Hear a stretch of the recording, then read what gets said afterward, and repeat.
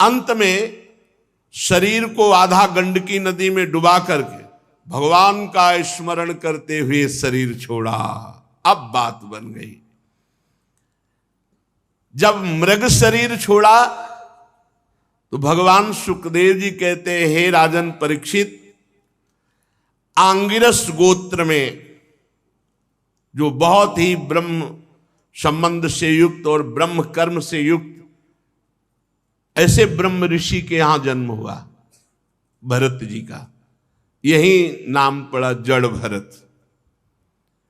आंगिरस गोत्र में सम, दम, तपस्या, स्वाध्याय, वेदाध्ययन, त्याग, अतिथि सेवा, संतोष, तितिक्षा, विनय, विद्या, अनुसूया, आत्मज्ञान एवं आनंद, सभी गुणों से महान श्रेष्ठ ब्राह्मण के कुल में जन्म हुआ। वैसी ही इनकी माता विद्याशील, आचार रूप, उदारता से संपन्न, पातिव्रत धर्म धारण करने वाली, ऐसी जगह जन्म हुआ। 9 पुत्र हुए और दूसरी पत्नी से 1 पुत्र और 1 कन्या।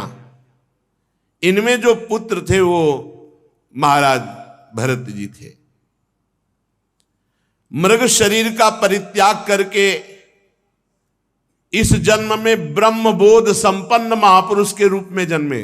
अध्यात्म ज्ञान पढ़ना नहीं पड़ा, क्योंकि मृग शरीर में ही भजन पूर्ण हो गया। यद्यपि पशु शरीर में भजन नहीं होता, लेकिन ये राजर्षि भरत के रूप में जो भजन किया और परहित के लिए अपना जीवन अर्पित कर दिया, उसके प्रभाव से मृग शरीर में भी पूर्व स्मृति और भजन ये बना रहा। उसके प्रभाव से अब जो जन्म हुआ वो ब्रह्मबोध संपन्न महापुरुष के रूप में।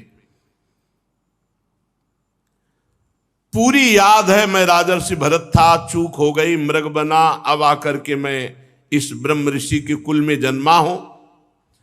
पूर्व जन्म का पूरा स्मरण होने के कारण अब कोई विघ्न ना हो जाए, इसलिए वो पागलों जैसी वृत्ति में रहते, बाल्यावस्था से ही हर समय भगवद स्मरण परायण, ओठ बंद और पागलों जैसी चेष्टा। श्री भगवान के चरणों का स्मरण मूर्ख, पागल, अंधा, बहरा ऐसा अपने को दिखाने लगे बचपन से ही। क्यों? कोई प्यार न कर बैठे, कहीं किसी से अपनापन न हो जाए। तस्यापि व आत्मजस्य विप्राह पुत्र स्नेहानुबद्ध मना आसमा वर्तनात् संस्कारान यथोपदेशम विदधान उपनीतस्य चा पुनः शौचाच मनादीन कर्म नियमानन। पिता को बड़ा प्रेम था इनके ऊपर, क्योंकि ये ब्रह्मबोध संपन्न महापुरुष थे, पर सबको पता चल गया था कि ये बालक पागल है। शास्त्रानुसार समावर्तन पर्यंत जो पूर्व के अर्थात विवाह के पूर्व के जितने संस्कार ब्राह्मणत्व के हैं वो सब उपनयन संस्कार आदि से युक्त किया। पर देखें, ये तो बेटा पागल है। पिता का कर्तव्य है पुत्र को शिक्षा देना, इसलिए बड़े प्यार से समझाते, शौच के बाद ऐसे पवित्र हुआ जाता है, ऐसे आचमन किया जाता है, ऐसे ऐसे रहना चाहिए। भरत जी बिल्कुल उपदेश के विरुद्ध आचरण करते, जैसा उपदेश उसके विरुद्ध आचरण करते। क्यों? पिता की आसक्ति हम पे ना हो जाए, हमारी आसक्ति पिता पे ना हो जाए। साचापि तदुहा पितृ सन्निधावेवा सध्रीचीन म्यू इसम करोति छंदास्याध्यापयिष्यन् सा व्याहृति भी सा प्रणो शिरस्त्रिपदीम सावित्रीम। बहुत उपाय किया कि गायत्री मंत्र याद करवा दे। 4 महीने पूरा प्रयास किया, वर्षा काल में एक भी छंद याद नहीं करवा पाए। फिर बसंत, ग्रीष्म, चैत्र, वैशाख, ज्येष्ठ, आषाढ़ प्रणव सहित गायत्री मंत्र याद कराने का पूरा प्रयास किया, लेकिन पागल जैसी चेष्टा। पूर्ण विद्वान, बड़ा हृदय में दुख हुआ कि ये मेरा बेटा पागल है, और ये पता नहीं कि ये बेटा ऐसा है कि कुल के कुल परम पावन कर देगा। पर बहुत प्यार था भरत जी के प्रति उनके पिता का, इसलिए बार बार वो पुत्र को अच्छी तरह शास्त्रों की शिक्षा देते। शौच, वेदाध्ययन, व्रत, नियम, गुरु सेवा, अग्नि सेवा, ब्रह्मचर्य पालन, इन सब की कुछ नहीं, ठीक विपरीत चेष्टा, पागलों जैसी, मूर्खों जैसी। वो हार गए और कुछ समय बाद उनका शरीर पूरा हो गया पिता का। अब तो स्वतंत्र हो गए, क्योंकि और कोई प्यार ही नहीं करता था, पिता ही प्यार करते थे। इन महापुरुष को पागल, मूर्ख समझकर कोई प्यार नहीं करता, केवल पिता प्यार करते थे। वो भी पधार गए। पूर्व परंपरा के अनुसार उनकी मां उनके साथ सती हुई। अब तो कोई बोलने वाला नहीं, जो भाई थे वो समझते थे मूर्ख और पागल है। वो कर्मकांड को सब कुछ समझने वाले विद्वान ब्राह्मण थे। अब ब्रह्म ज्ञान रूपी परा विद्या का सिद्ध महापुरुष भरत जी को कौन जाने, इसलिए वो भरत जी के प्रभाव को न जानने के कारण ये मूर्ख है ऐसा समझकर उपेक्षा करते। पिता के परलोक सिधारने पर बड़ी अव्यवस्था भरत जी के साथ, क्योंकि भाई लोग मूर्ख समझते थे, पागल समझते थे। बचा खुचा बाछी अन्न जैसे पशुओं को फेंका जाता है, ऐसे उनको दे, वो आराम से शरीर का प्रारब्ध है ऐसा मान के पा लेते। कोई काम बताते वो काम कर दे, कोई मार रहा है, कोई अपमान कर रहा है, कोई थूक रहा है, वो बिल्कुल वैसी पागल। और ब्रह्मबोध परा विद्या के सिद्ध महापुरुष भरत जी के अंदर कोई मान अपमान का विचार ही नहीं रह गया था। साधारण लोग जो नर पशु कहे जाते हैं, नर पशु, मनुष्य रूप में पशु रूप, जो भगवान से विमुख केवल संसार के राग में लगे, वो उनको पागल करके अपमानित करते हैं। कोई थूक देता, कोई ईंट मारता, कोई। भरत जी परा ब्रह्म विद्या के ज्ञानी महापुरुष, पर पागलों जैसी वृत्ति। कोई उनको मूर्ख कहता, कोई पागल कहता, प्रायः पागल करके ही पुकारा जाता है। और ब्रह्मबोध संपन्न महापुरुष। तो भरत जी भी ठीक वैसे ही स्वांग रचते कि सब पागल समझे, उसी के अनुरूप भाषण करते भरत जी। साचा प्राकृतिर दुपद पशुभिर रुणमत जड बधिरेत्यभिभाष्यमाणो यदा तदनुरूपाणि प्रभासते कर्माणि च सा कार्यमाणा परेच्छया करोति। जैसे लोग उनको मूर्ख और पागल समझते, तो वैसे ही चेष्टा करते कि हाँ वास्तविक ये पागल और मूर्ख है। कोई कोई तो इनको अपने काम में लगा लेता। अब जवान हुए, चल चारा काट रहे, गोबर फेंकवा रहे, जैसा वो कहते वैसी काम। कोई अपने काम के लिए खेत में ले जाता, कोई मजदूरी कराता, अब बाद में जला भुना बासी अन्न फेंक देते सामने। क्या स्थिति महापुरुष की। उसी को ऐसे, हे शरीर तेरा प्रारब्ध। अब वो बाल ब्रह्मचारी अखंड शरीर वैसे ही पुष्ट बलवान, जीव के स्वाद की कोई वस्तु ही नहीं, जली सड़ी बासी ऐसे ही दे देते। खूब दिन भर मेहनत कराते भरत जी से। ये किसी कारण से उत्पन्न होने वाला शास्त्रीय ज्ञान नहीं, स्वतः सिद्ध भगवत स्वरूप ज्ञानानंद में निमग्न महापुरुष, आत्मबोध प्राप्त महापुरुष। क्योंकि भजन के बल से आत्मबोध प्राप्त हुआ, इसलिए बस एक मोटा यज्ञोपवीत शरीर में पिता ने जो पहला दिया था जब से, वो यज्ञोपवीत और नीचे का वस्त्र, बस ऐसे ही रोड में पड़े हैं, रास्ते में पड़े हैं, कोई दे दिया खाए, कोई काम में लगा लिया, पागलों जैसे। बहुत हष्ट पुष्ट स्वस्थ शरीर।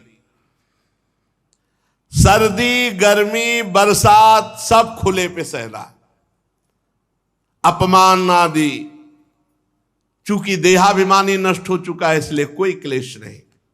क्या लालच वाली ये स्थिति है। लालच लगना चाहिए कि काश ऐसी स्थिति भगवान की कृपा से प्राप्त हो कि शरीर राग रहित, शरीर के पोषण की वृत्ति ही चली गई है। शीतोष्ण वात वर्षेषु वृष इवाना व्रतांग पीनः संहननांगम स्थंडिल संविशेष नानुन मर्दना मज्जन रजसा महामणि जीवान अभिव्यक्त ब्रह्म वर्चसा। जैसे आग राख से ढक जाए पर अंदर आग है, जैसे मणि के ऊपर धूल लग जाए, ऐसे ही महाराज न कभी स्नान करते न कोई शरीर सफाई। सर्दी गर्मी बरसात आंधी इसमें लिखा हुआ है, नहाना धोना कोई मतलब। भगवत स्वरूप शीतोष्ण वात वर्षेषु, गर्मी ठंडी हवा वर्षा, वृष इवानावृतांग, सांड की तरह खुले शरीर सहते। भगवान ने आदेश किया है साधक और साधु को, मात्रा स्पर्शास्तु कौन्ते शीतोष्ण सुख दुखदा आगमा पाइनो अनित्यास्तास्तितिक्षस्व। भारत, हे अर्जुन, ये आने जाने वाले गर्मी सर्दी मान अपमान सुख दुख हर्ष शोक, इन सब को सह जाओ। अगर सह गए तो परम पद के अधिकारी हो जाओगे। भरत जी ऐसे बड़ा ही हष्ट पुष्ट शरीर पृथ्वी पर पड़े रहते, कभी स्नान नहीं करना, कभी हाथ पैर नहीं, मुंह नहीं धोना, कभी नहीं। स्थिति इनको प्राप्त हो गई। 3 बार स्नान साधन में करते थे पीछे गंडकी नदी में, 3 बार या 3 बार सो भले चाहे जाए स्नान का। तो हष्ट पुष्ट गठीला शरीर पृथ्वी पे पड़े रहना, न हाथ पैर धोना, न मुंह धोना, न नहाना। शरीर पर अंगुलों मैल जम गया था। क्या सुंदर स्थिति है, क्या सुंदर स्थिति है। ब्रह्मतेज ऐसे जैसे धूल से ढका हुआ महामणि, एक मैला कुचैला कपड़ा है कमर में बस, और एक मैला यज्ञोपवीत। सब लोग यही जानते थे कि ये मूर्ख पागल है, मूर्ख पागल है। बहुत तिरस्कार करते भरत जी का, काम करवाते मारते। इतना बड़ा महापुरुष ऐसे सह रहे। ये जनता बहुत काम कराती और तिरस्कार करती, गांव के लोग बहुत तिरस्कार करते। बहुत महिमाशाली स्थिति है। नहीं तो यदा तू परत आहारम कर्म वेतनत ईहमाना स्वभ्रातृभिरपि केदार कर्माणि निरूपितस् तदपि करोति किंतु न समम विषमम न्यूनमधिक मिति। जब उनके भाइयों ने देखा कि लोग मजदूरी कराकर इसे भोजन दे देते हैं, तब बुलाया चल, और खेत में अपने काम में लगाया। यहां खुदाई करो, पूरे को बराबर करना है। तो कह रहे हैं कि ना समम विषमम न्यून मधिकमिति। जहां समान खुदाई करनी थी वहां कुआं जैसा गड्ढा कर दे, जहां लगा दिया खोदो तो बस वहीं खोदते चले गए। क्योंकि ये पता नहीं चलना चाहिए कि ये बुद्धिमान है, मूर्ख है, ये पागल है, यही पता चल।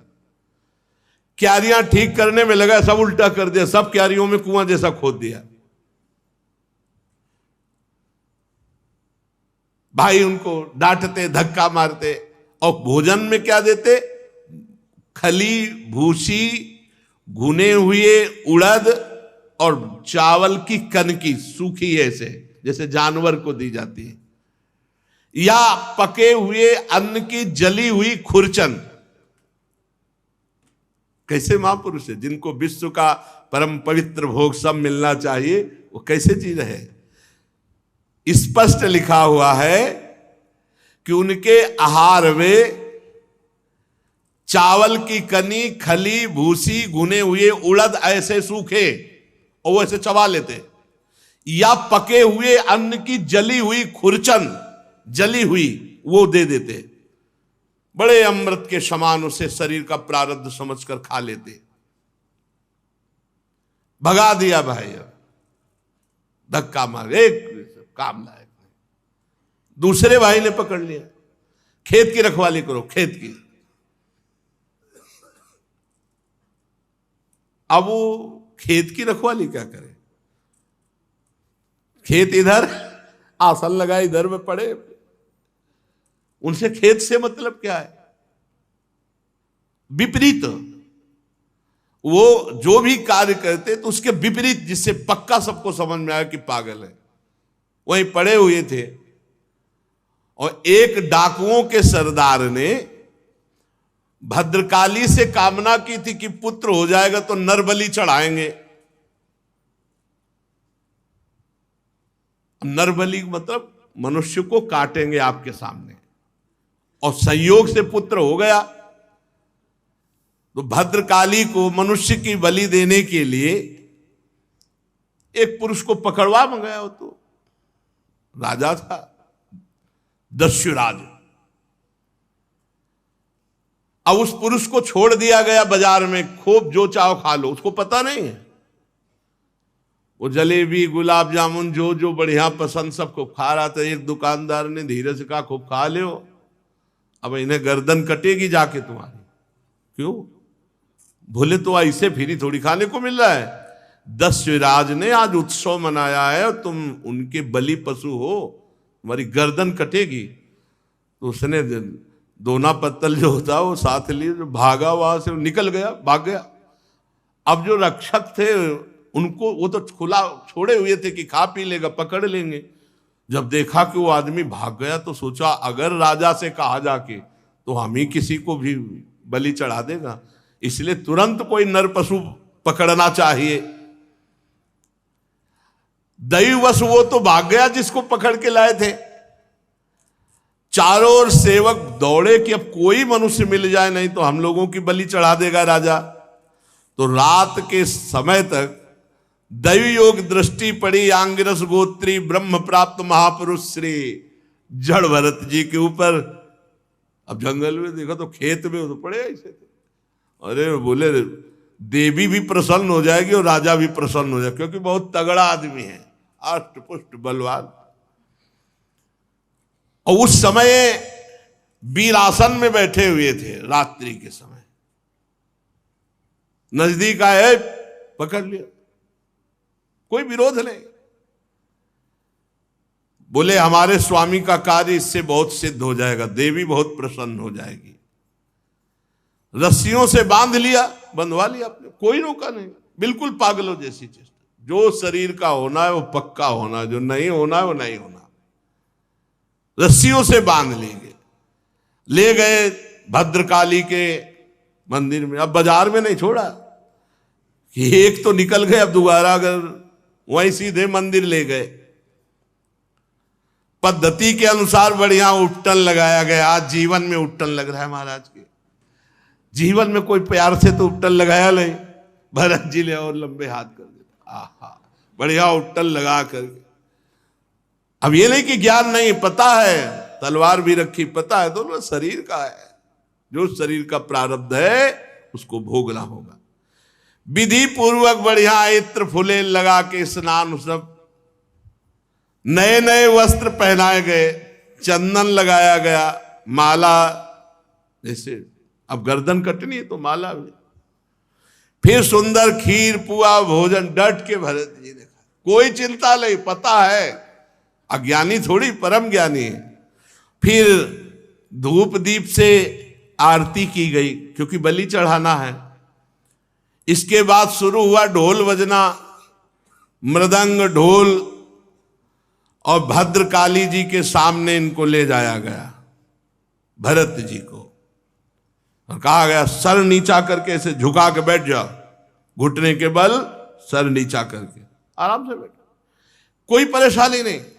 और आदमी तो चिल्लाए लगते, अरे चिल्लाए क्योंकि सामने भारी तलवार वजन वाली पूजन की हुई रखी हुई थी। भरत जी ने देखा प्रारब्ध है, सर झुका दिया। दस्यु राजा आया और अभिमंत्रित वो बहुत वजन वाली खड्ग उठाई तलवार। अब ये तो ब्रह्मस्वरूप महापुरुष, वो रज और तम से मिश्रित स्वभाव वाला दस्युराज उन्मत्त होकर के जो ही ऐसे तलवार उठाई, एक तो ब्रह्म ऋषि, दूसरे ब्रह्मबोध संपन्न, शरीर राग रहित ब्रह्मबोध संपन्न महापुरुष के जेव ही गर्दन पर तलवार प्रहार करने के लिए की, भद्रकाली के शरीर में ब्रह्म तेज से आग पैदा हो गई। भद्रकाली असहनीय हो गई, चीख पड़ी, मूर्ति फाड़कर निकल पड़ी और वही तलवार लेकर के अपने जितने पूजा करने वाले थे सबकी गर्दनें उड़ा दी। अंबा को ये पसंद नहीं आया, मां को ये पसंद नहीं आया। जो लोग बलि देते हैं हीन पशुओं की, जरा इस प्रसंग से सुनकर देखे कि मां जगदम्बा है या केवल तुम्हारी ही मां है। अगर वो जगदम्बा है तो हर पशु पक्षी की मां है, वो कैसे बर्दाश्त कर सकती है अपने पुत्र का हनन? तुम्हारी दुर्गति होगी। माताजी जगत जननी, माताजी ने उनको मारा जो अन्य पुत्रों का नाश करना चाहा, तो माताजी ने उनको घेर करके मारा। चाहे रक्त बीज हो, चाहे शुंभ निशुंभ हो, चाहे जो भी महिषासुर हो, कोई भी हो, जिसने अन्य समाज को नष्ट करना चाहा, अंबा सहनी होकर के अपने पुत्रों की रक्षा के लिए उसको मारा। ऐसा नहीं है, निर्बल जीवों की हत्या करोगे तो मां प्रसन्न हो जाएगी। अपनी जबान की चाटुकारिता स्वाद के लिए तुम पशुओं को मारते हो और सोचते हो कि जगदम्बा प्रसन्न हो जाएगी, नरक जाओगे। किसी भी जीव की हत्या ऐसे नहीं लिखी। कोई देवी देवता नहीं चाहता कि आप किसी जीव की हत्या करें वो प्रसन्न हो जाए। अरे उनको चाहिए तो पूरे विश्व को चाट जाए। वो अंबा है। देवी के शरीर में आग पैदा हो गई और फाड़ कर मूर्ति निकल पड़ी और वही खड्ग छीनकर अपने समस्त पूजकों को काट डाला माता जी ने।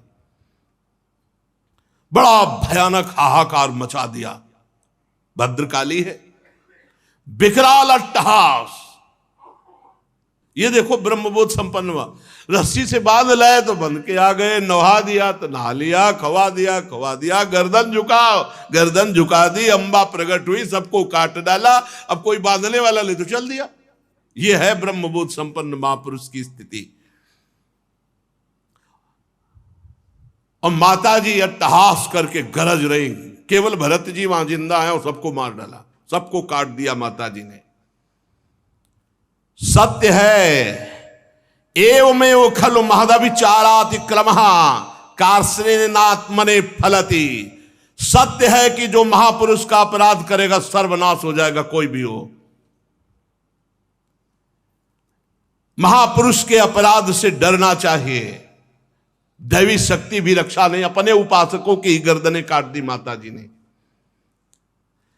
जो देहाभिमान रूपी सुदृढ़ ग्रंथि जिनकी नष्ट हो चुकी है, समस्त प्राणियों की जो आत्मा है वैरहीन है, साक्षात ऐसे ब्रह्मबोध संपन्न महापुरुष का अपमान भद्रकाली भी नहीं सह पाई। भद्रकाली के शरीर में आग पैदा हो गई और मूर्ति फोड़कर प्रकट होकर अपने उपासकों को काट डाला।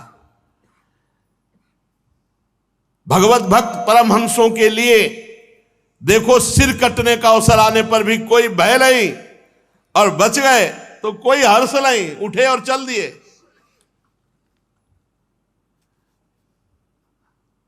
आराम से मस्ती से जा रहे थे, खूब पूजे, तिलक लगे, खाए पे, नए कपड़ा पहले थे, मस्ती से। उधर सिंधु सौवीर देश का राजा रहुगण, ये वही रहुगण है हिरण, भरत जी के कर कमल से द्वारा पोषित। अब ये भला आकर सिंधु सौवीर देश का राजा, और ये जा रहे थे कपिल भगवान से सत्संग करने, पालकी में बैठ के। कहा था ना भरत जी ने हिरण के रूप में जब ये थे कि बेटा तेरा सर्वत्र मंगल हो, अर्थात मैं तेरा सर्वत्र मंगल करूंगा। पालकी पर चढ़कर जा रहा था। जब इक्षुमती नदी के किनारे पहुंचा तो पालकी उठाने वाले कहारों के जमादार की एक कहार को बुखार आ गया और वो डगमगाने लगी पालकी असमर्थ। तो कहा भाई एक नया किसी को खोज लो, राजा है वो तो हुक्म पे। तो इन्हीं को देखा, बढ़िया नए कपड़ा पहले खीर पाए, तिलक लगवाए आ रहे थे। सोचा ये बहुत हष्ट पुष्ट मनुष्य है, जवान है, बैल जैसी ताकत है, बहुत बढ़िया कहार का।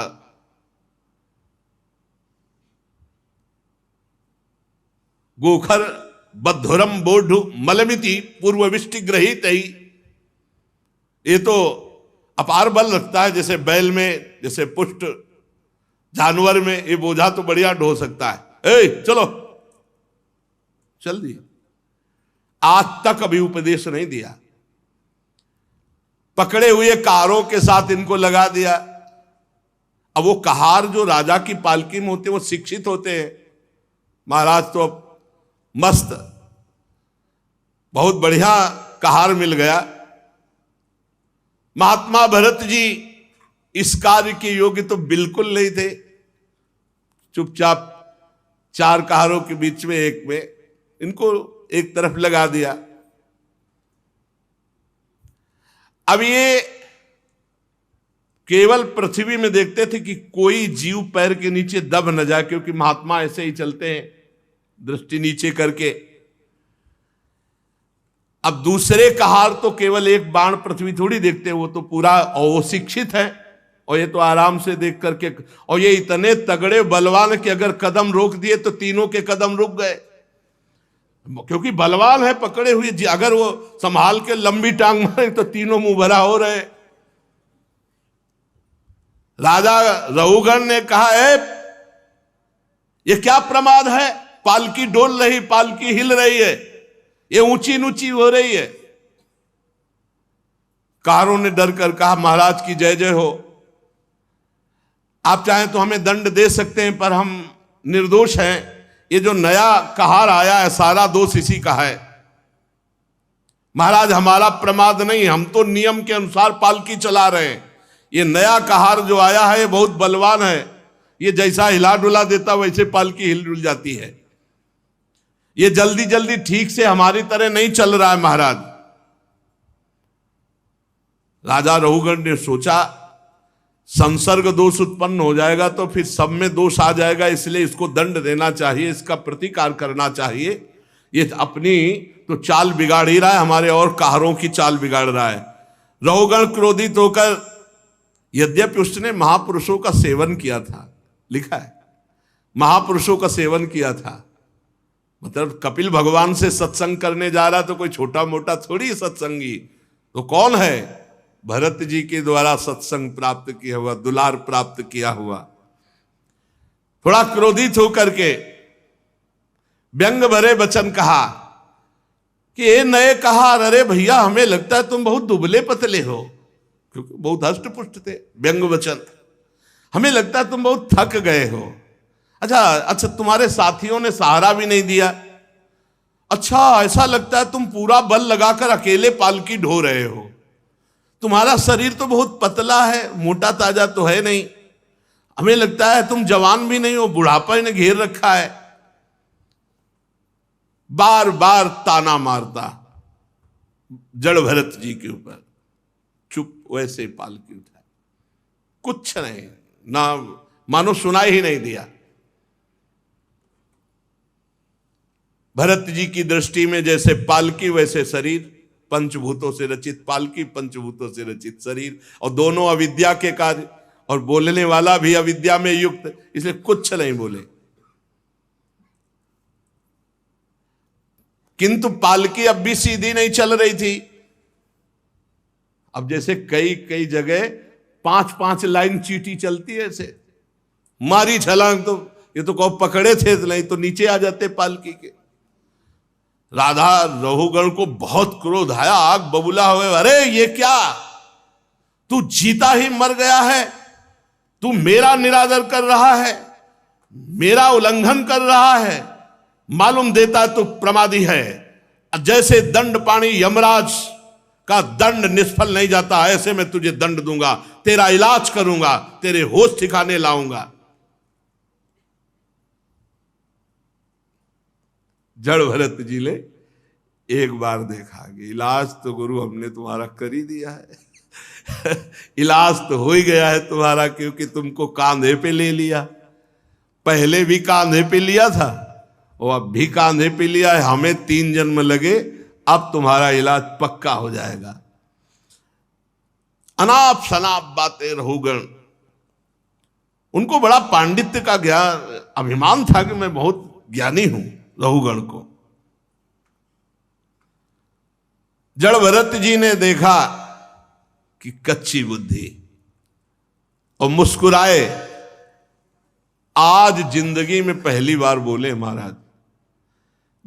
श्री भगवत रसिक जी कहते हैं कि बोले ना बोले तो हृदय की ग्रंथि खोले। आज प्रवचन शुरू है महाराज जड़ भरत जी का। त्वयोदितम व्यक्तम अविप्रलब्धम भर्तु समय स्याद्यदि वीर भारः गंतुर यदि स्यादधिगम्य मध्वा पीवेति रासौ न विदाम प्रवादः।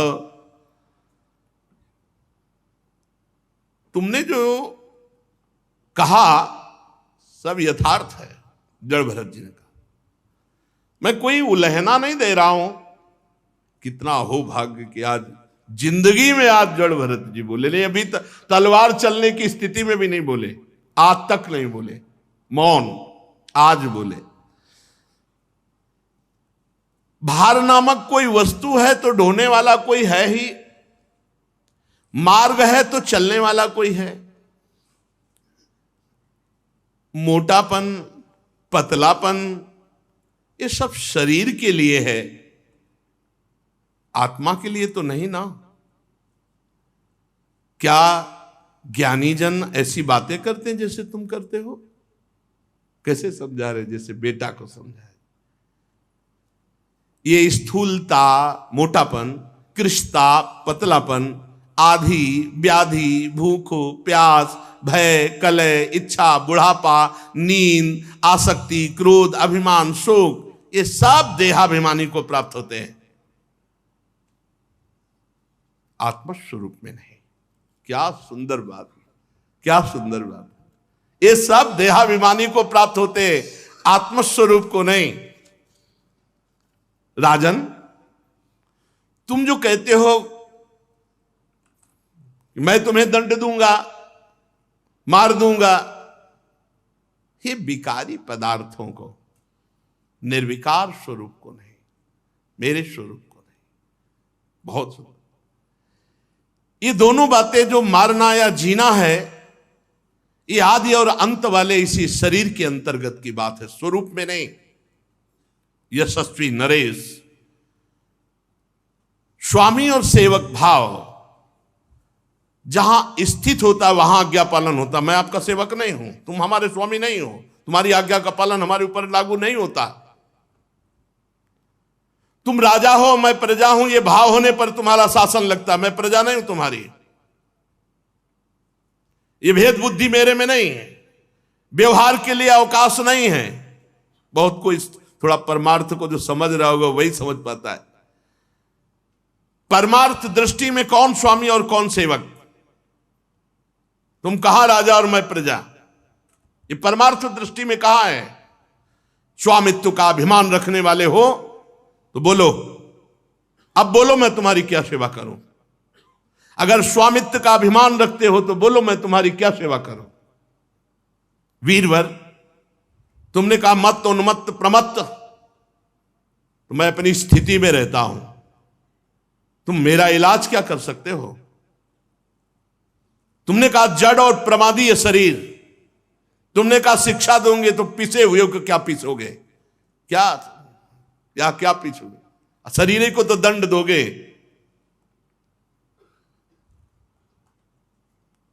और फिर नीचे करके पालकी लेके चल दिए। जड़ भरत जी की दृष्टि और वचन और तत्व का उपदेश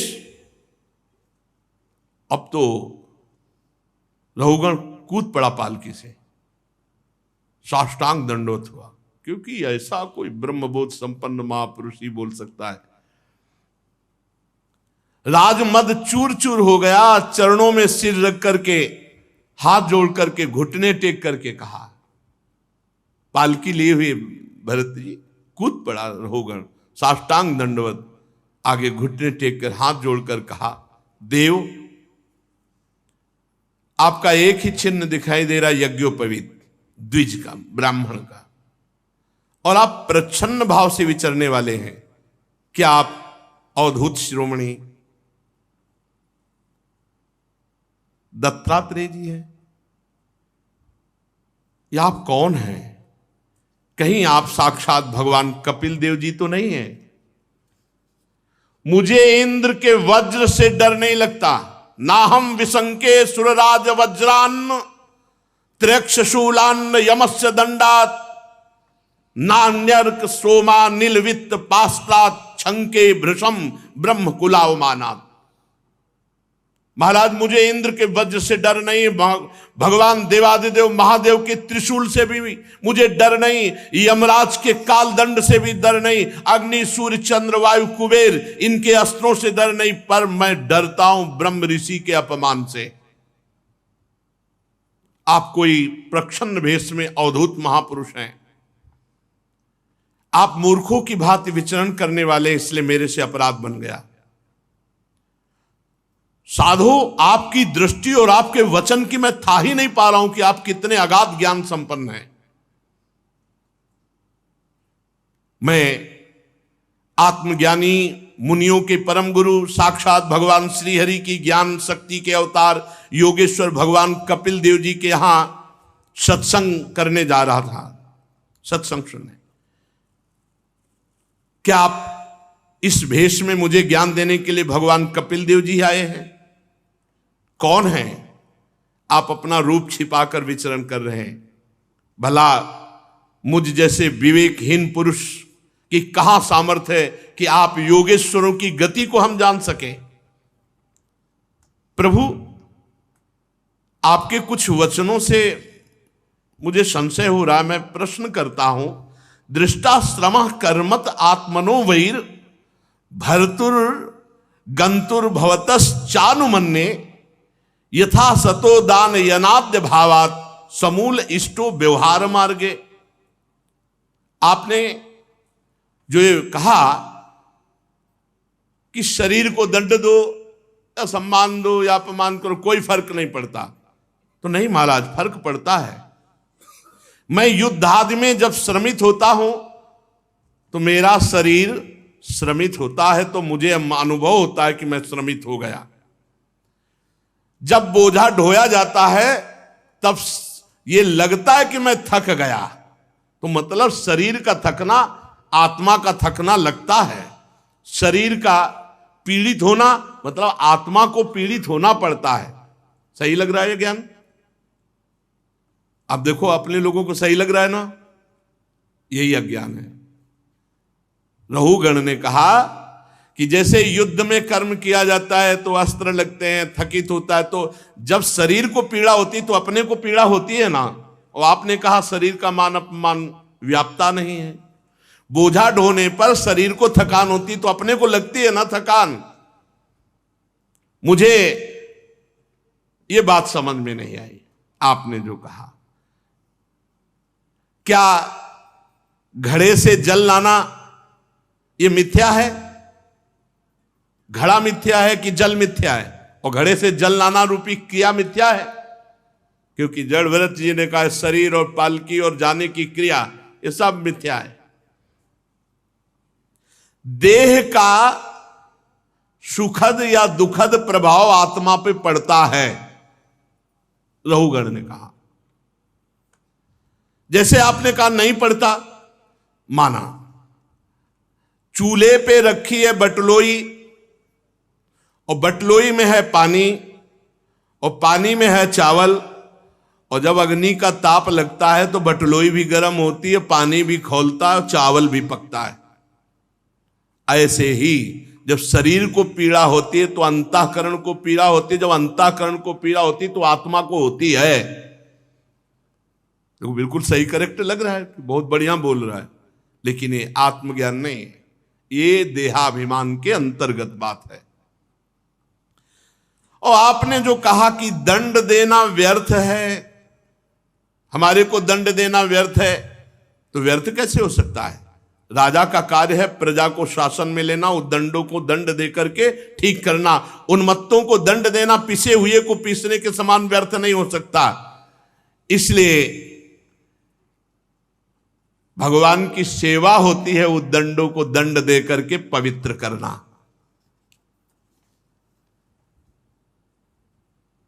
राजत्व के अभिमान से उन्मत्त होकर मैंने यदि आपकी अवज्ञा की हो तो मैं आपसे अपराध मुक्त होने के लिए विनय करता हूं, क्षमा कीजिए। ऐसी कृपा दृष्टि कीजिए कि कभी भी जीवन में मेरे से किसी साधु का गुप्त रूप से भी वो हो, प्रच्छन्न रूप से भी हो, कभी साधु अपराध न बने। मैं साधु अपराध से बहुत डरता हूं। विश्वबंधु भगवान श्री हरि के जो अनन्य भक्त हैं, देहाभिमान शून्य, अगर मैं डरता हूं तो केवल उन्हीं के अपमान से डरता हूं कि कहीं उनका अपमान न हो जाए। महापुरुषों का, यदि ब्रह्म प्राप्त महापुरुषों का अपराध बन जाए तो मुझ जैसे पुरुष की क्या, कोई ईश्वर कोटि का भी हो तो भी वो नष्ट हो जाएगा यदि महापुरुषों का अपराध कर दे तो।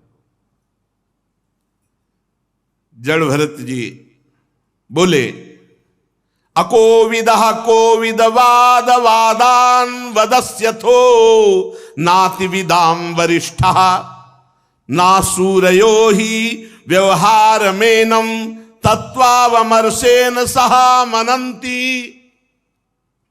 राजन, तुम अज्ञानी हो, बातें पंडितों की करते हो, ऊपर ऊपर की हो, तुम्हें बिल्कुल ब्रह्मबोध नहीं, बिल्कुल आत्मज्ञान नहीं। ये बात हे, ऊपर ऊपर की तर्क वितर्क बात करने वाला कोई ब्रह्मबोध संपन्न थोड़ी होता है। बातें पंडितों जैसी करते हो, तुम अज्ञानी मूर्ख हो, ब्रह्मबोध नहीं। ये देखो, अगर ब्रह्मज्ञानी की बात ना सुनी जाए तो वो बात लग रही कि पूरी सही है। तुम्हारी गणना ज्ञानियों में नहीं हो सकती। तत्व ज्ञानी पुरुष तुम्हारे अविचार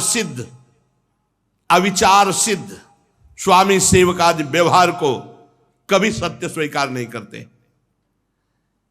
तुम लौकिक व्यवहार को तुम परम सत्य आत्मस्वरूप से जोड़ते हो।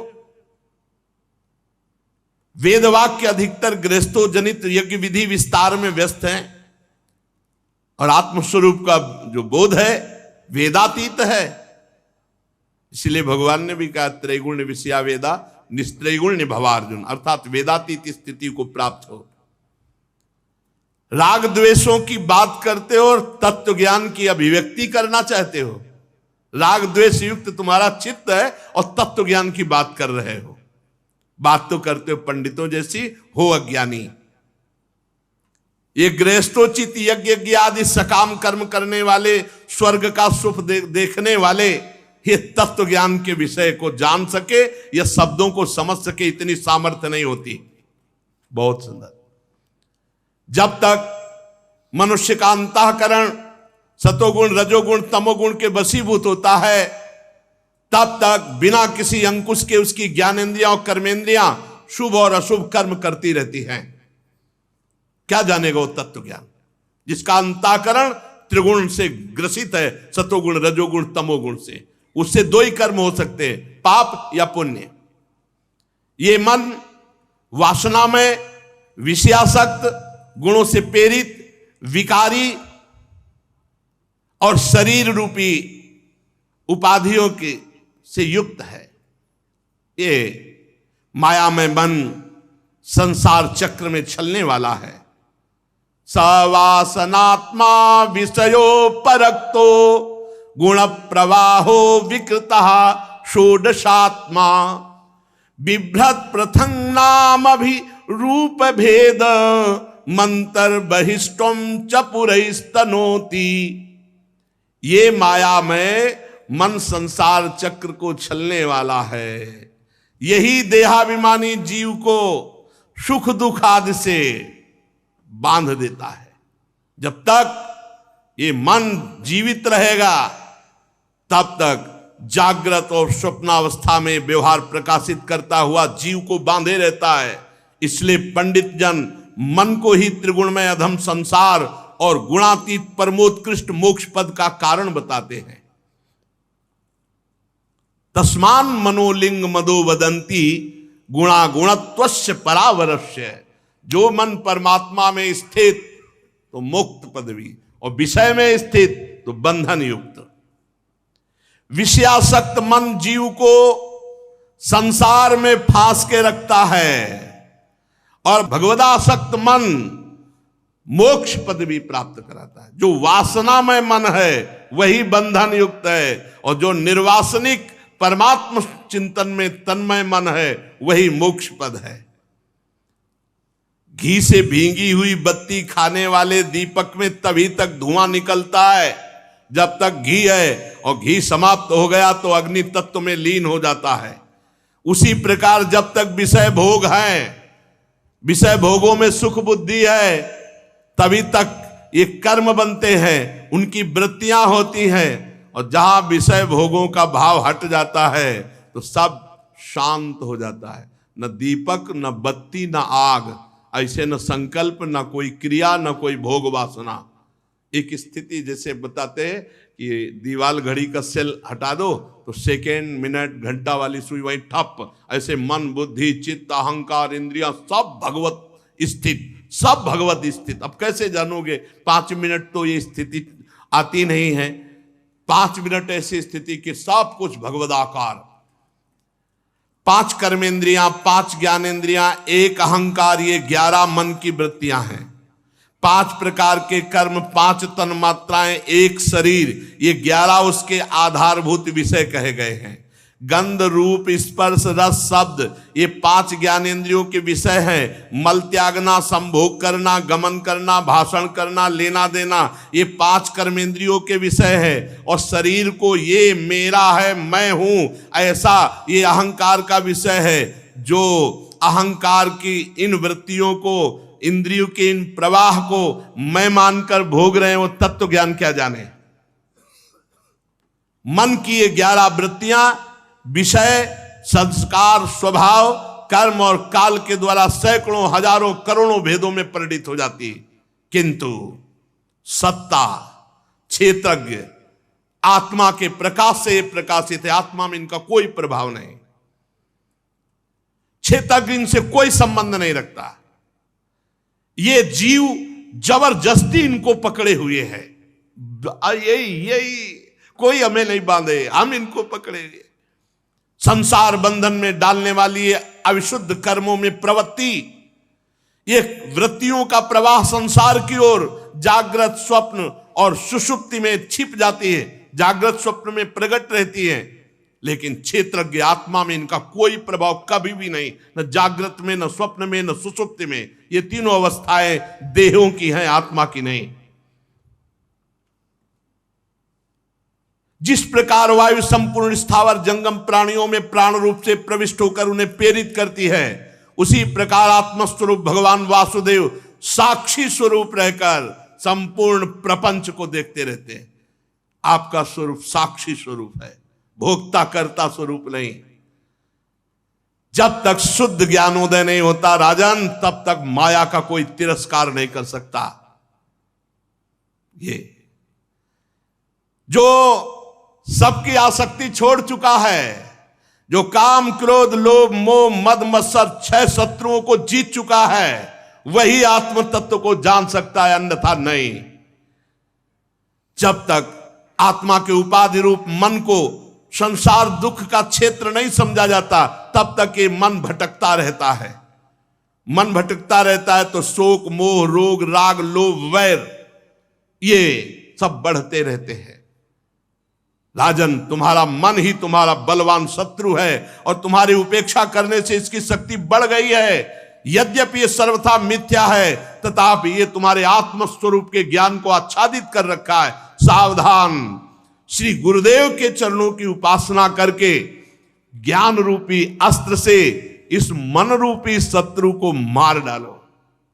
श्री जड़ भरत जी महाराज कहते हैं,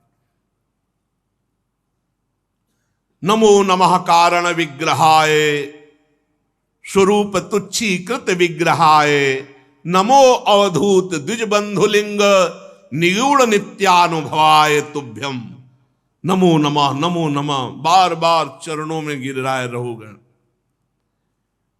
प्रभु मैं आपको बार बार नमस्कार करता हूं, बार बार नमस्कार करता हूं। मैं समझ ही नहीं पा रहा आपके ज्ञान को। विशुद्ध आत्मबोध आपने जगत का उद्धार करने के लिए देह धारण किया। योगेश्वर परमानंद स्वरूप, आप तो बहुत उच्च कोटि की अवस्था को प्राप्त महापुरुष है। एक जड़ ब्राह्मण का वेश धारण किए हुए नित्य ज्ञानमय स्वरूप को जन साधारण की दृष्टि से ओझल किए हुए अपने को पागल जैसा दिखाने वाले, हे अवधूत शिरोमणि, नमो अवधूत द्विज बंधुलिंग निगूढ़ नित्यानुभवाय तुभ्यम। मैं आपको बार बार नमस्कार करता हूं। प्रभु जैसे प्यासे को पानी अमृत जैसा मिल जाए, ऐसे आपकी वाणी मुझे शीतलता प्रदान, जैसे ज्वर पीड़ित को ठीक औषधि मिल जाए। प्रभु मैं देहाभिमान रूप विषैले सर्प से डस लिया गया था, आज आपके अमृत में वचन औषधि का काम कर रहे हैं। हे देव, मैं आपसे संशयों की निवृत्ति तो कराऊंगा ही। पहले ये जो आपने अध्यात्म योग का उपदेश किया, मैं इसे सरल ढंग से समझना चाहता हूं। मुझे आत्मज्ञान समझाने की चेष्टा, मुझे कैसे आत्मज्ञान हो इस समझाने की चेष्टा करें। तो फिर भरत जी महाराज जो बोलते हैं वो आगे चर्चा। श्री राधा वल्लभ लाल।